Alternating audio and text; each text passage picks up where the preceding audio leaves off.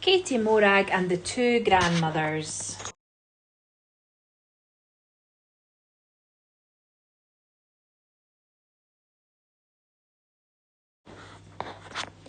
One sunny Wednesday morning, Mrs. McCall woke Katie Morag early. "Hurry up now," she said, drawing back the curtains. "Here comes the boat. Grandma Mainland will be here soon, and you've still got this room to tidy for her." Grandma Mainland lived far away in the big city. She was coming to stay with them for a holiday. Katie Morag went with her other grandmother, Granny Island, who lived just across the bay, to meet the boat. "My, you're still a smart wee Bobby Dazzler," said Neely Begg, as he helped Grandma Mainland down. Granny Island revved the engine very loudly. Broom, broom, broom. Katie Morag watched, fascinated, as Grandma Mainland unpacked.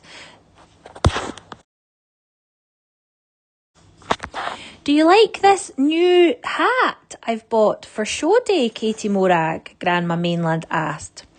"Och, her and her fancy ways," muttered Granny Island to herself.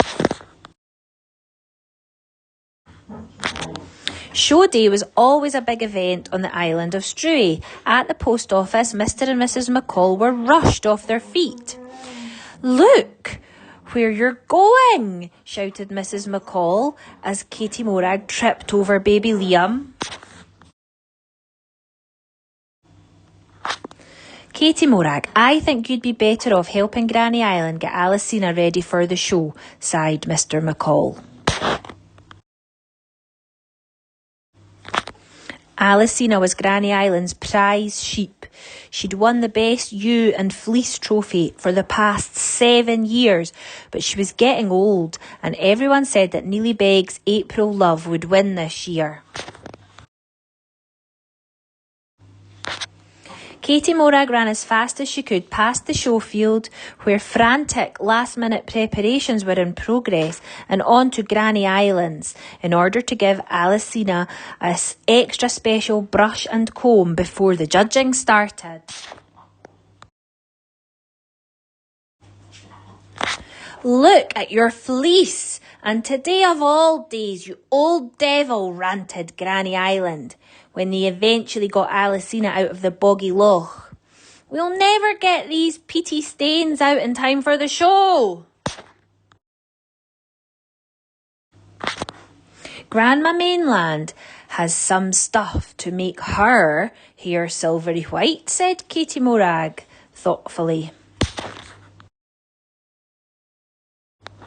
Everyone looked in amazement as Granny Island's old tractor and trailer hurtled past the show field, heading for the post office. "We'll be too late," grumbled Granny Island.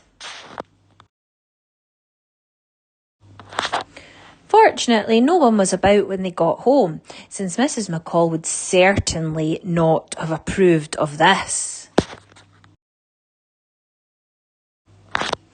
Or this. And Grandma Mainland would have been furious at this. Not to mention this. But all ended well. They managed to get tidied up and back to the show field just in time for the judging.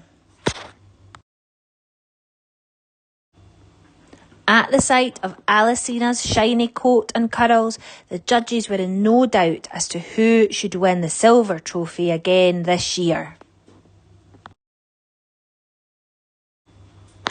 That evening, there was a party at Granny Islands to celebrate.